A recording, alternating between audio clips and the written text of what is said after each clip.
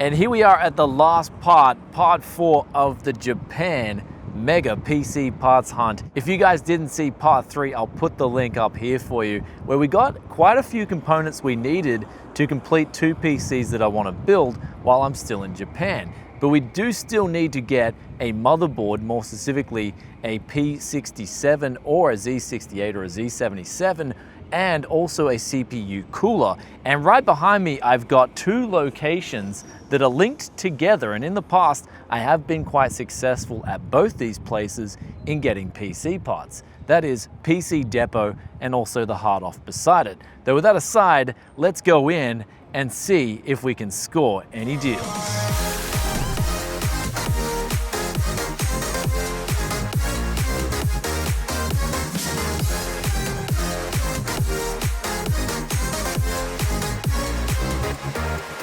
So finishing up inside the PC Depot, there really wasn't anything worth getting in there. They had a used GTX 970 going for around 110 US, and then they had a GTX 1050 Ti, which was a little bit more expensive than what we got it in Tokyo for.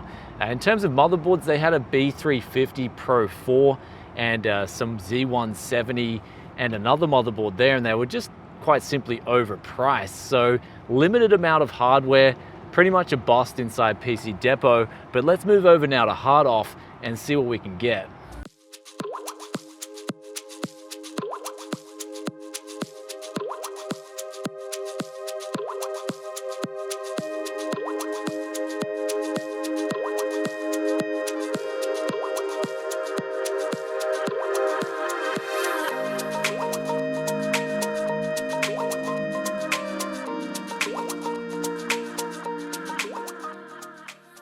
So in that hard off, I ended up finding 2 power supplies, one which was a 600 watt and another which was a 400 watt. Got one for $5 and the higher powered one for $10. And so that was a pretty good deal considering they just need a little bit of tech yes loving. And since we've already picked up 2 pretty good power supplies for good coin in the previous parts hunts, I thought why not keep going and get more power supplies? Because I know in Australia, one thing I always struggle with is getting good deals on power supplies, and I usually have to go buy them new in excess of around $35 plus. In terms of what else they had in there, it was just a matter of overpriced RAM, overpriced components, overpriced graphics cards, to the point where they had a 70, I think it was 7870 or something like that, for $110, and then a GTX 780 Ti for $160. So I was just like, no way, these guys really have to update their prices. And it does show when they've got an i7 4770 going for cheaper than an i7 3770. Though with that out of the way, let's continue the search for more used deals.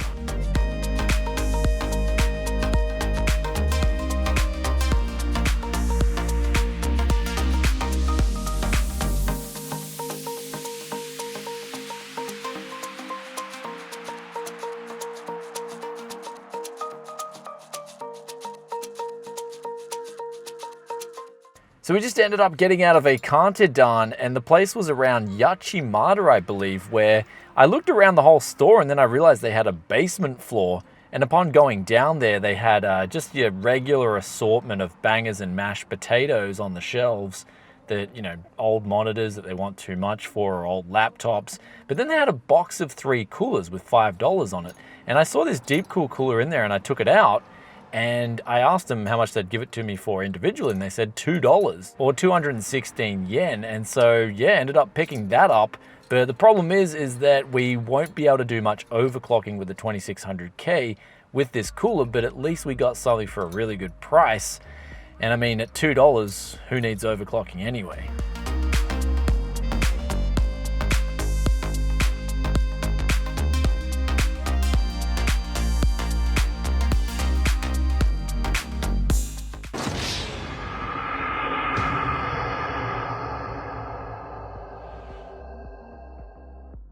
So finishing up at that hard off, it was just an absolute bust, to the point where they should start renaming some of these places Bust Off, because that's what it is. Going inside, they had $270 on a 16 gigabyte DDR4 SO-DIMM memory kit. Going through some of the other stuff, they had some really old cases that they wanted $10 to $30 for. And then they also had on top of that the old Antec skeleton case that I took a look at that I picked up for 50 Aussie dollars. They had that in a whole system with an i7 first gen series for around $350. So definitely passing up all the parts at that place where they had overpriced SSDs, overpriced monitors. And anyway, with that said, we're gonna head to the last destination now, where I believe they have two different secondhand stores right next to each other, and I've never been here before. So just like the last few times, fingers crossed.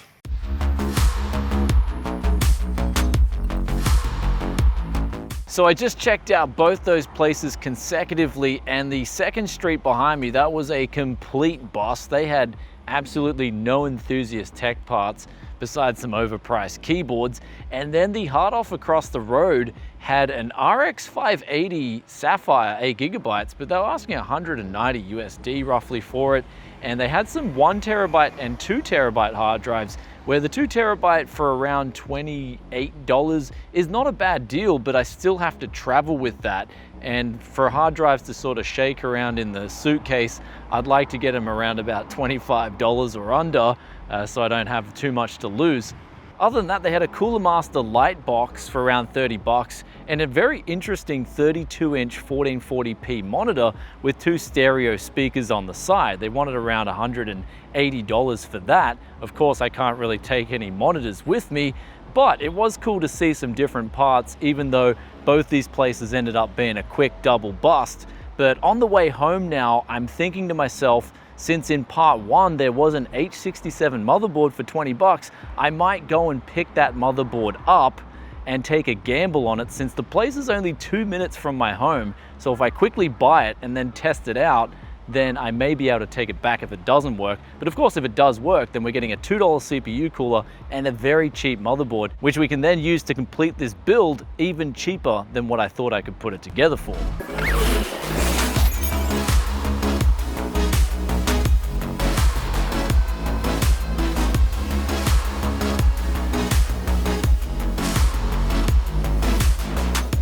So now we just got back from the hard off, and this is gonna sound pretty crazy, but we've got this X79 board that we ended up with instead of a H67M. So when I was there, I just took a quick scan around just to see if anything had dropped in the shelves since I had last gone there in part one. And sure enough, there was this X79 motherboard there, and they had $75 roughly on it. And then I talked to the guy and I'm like, cool, because it was in the case, I thought, okay, maybe you get some sort of warranty with this. And then I asked him, I said, look, does this thing work 100%? And if it doesn't, can I take it back within 10 days? Because usually on stuff in the case, they'll either give you 10 days or 3 months or something like that. And then he came around and just said, no, it's junk. And I'm thinking to myself, well, that's a pretty expensive gamble for 75 bucks. And we sort of talked back and forth. And then he said, okay, look, I can do it for you for 5,000 yen, which is like 45 bucks. And during that process, I'd pointed out the fact that it had no IO shield. So I'm pretty much going hard on the hustle here, trying to get the price down as low as possible, because yeah, if this thing doesn't work, I am SOL. And so now I'm at the hard off and I'm faced with the choice of take the gamble on this or the H67M motherboard, where they both don't have any warranty whatsoever. And I'm going to pick this because the H67M has no CMOS battery, and I kind of passed it up on the first day. It was just like a gut feeling. I felt like maybe there's something fishy to that, and this one's been sitting in the case. So this one I feel has got a better chance of working, and it's also a much better motherboard in general. So what we're gonna do now is put it on the test bench and see if it indeed does boot up, as well as test out those two power supplies too.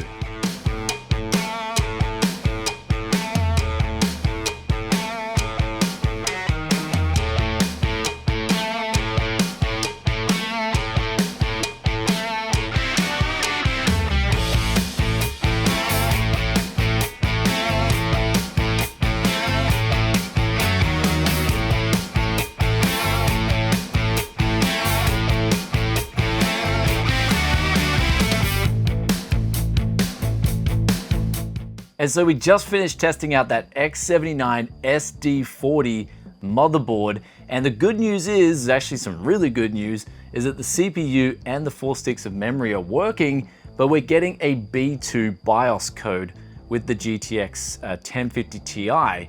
And now what that code means is that it's not working with the newer graphics cards. In other words, it needs a BIOS update. And so what I need to do now, since the X79 CPUs don't have onboard graphics, is I need to go down and get a legacy GPU, like a really old one, with either HDMI or VGA or DVI out, and then stick that in the board and then power it on, update the BIOS. And then this board should be ready to go with the latest and greatest.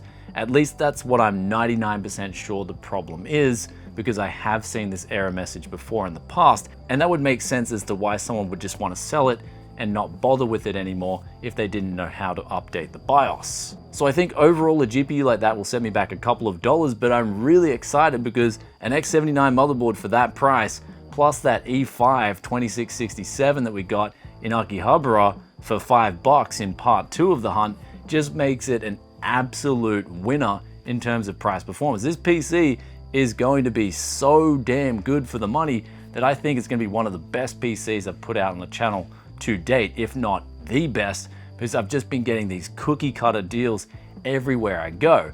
Now, wrapping up part 4 of the hunt, this is the final in Japan. We can see a bit of a trend going on, and that is obviously that part 2, when we went to the city in Akihabara, that was easily where most of the deals were at. That was definitely worth the time. But me running around and going to all these different places, and on top of that, taking the gambles and the risks, I just don't feel it was worth it, even though it was super exciting for me personally. And here's the part where, would I do it again? And I think I will definitely need a cool down, but perhaps I'll make another video talking about the city versus the out of the city, make sort of like a vlog for you guys, talking about what goes through my head when I'm looking for some of these deals on the fly and how I make those decisions that I do. And there's a lot more to it than just looking at the price tag and the part. I inspect a lot of things off camera that I don't really talk about. So maybe if you guys want to see that video, I can drop it for you here on the channel, because we had a 100% success rate with all these junk parts. And so also, while looking around at this hard off, I did find this $5 cooler on the shelves. Now, it doesn't have a mounting kit per se, but it does have the original bracket, and the holes did look like they line up with X79, and even if they didn't, I'm sure that's nothing a good drilling couldn't stop with some cheap screws from the hardware store. So recapping what we got here today, a $2 cooler, which we're not gonna use, we're just gonna take that back to Oz. We also got a $5 power supply, which works absolutely fine. And then we got a $10 power supply, which works absolutely fine as well. And here's the thing about all those power supplies that I got in here, they all don't have any noise. Like, the fans are good on them, as well as that $5 cooler that we picked up. That's not making any noise either. So we're really in a predicament of just straight winning throughout this whole deals hunt. And now with that $5 cooler, I've got some plans for it, because I don't have a whole lot of time left in Japan. And of course, I want to spend most of that with my boy. And so time is of the essence. And I thought to myself, with that cooler, what I can do is, it looks like the holes will match up to the X79. I've just got to go down to the hardware store and get 4 screws that'll have the right height, and then screw down to the motherboard, and then we'll get away with such a cheap combination. And since it's an E5 2667, we should get away with a slight bump in the B clock to get more performance. But that being said, it still won't put a lot of heat out on this cooler, even though the fan is absolutely fine, and it does have a pretty good solid weight to it. So recapping the total spent today, we came in at around 70 USD. We got 5 different parts, and let us know in the comment section below, what was your favorite deal out of these 5 parts and why. Love reading your thoughts and opinions as always. But with that said, we're going to move on now to the question of the day. And this comes from Tassine Juban. He says, wait, Akihabara is also a heaven for PC parts besides anime and manga? And the answer to that is most definitely yes. It's been a haven for PC parts for a long time, especially new parts. And lately it's been a haven now for used parts, at least from 2019, where in 2018 it was getting better. 2017 it was kind of a little bit here and there, but in the last year it's been really good for both.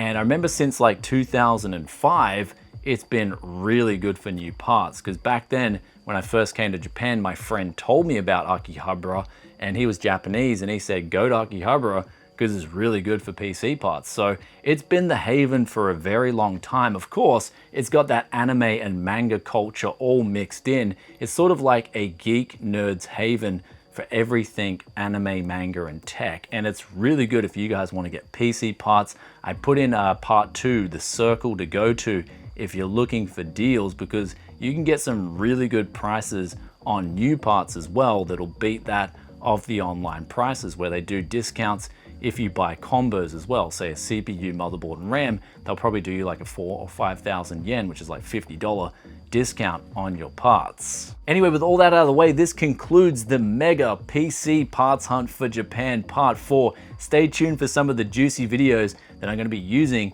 these parts for. One PC for the boy, one PC for the X. Make sure you stay subbed with that bell a-ringing, because it's going to get pretty yes-alicious here at Tech Yes City, and I'll catch you in the next one. Peace out for now. Bye.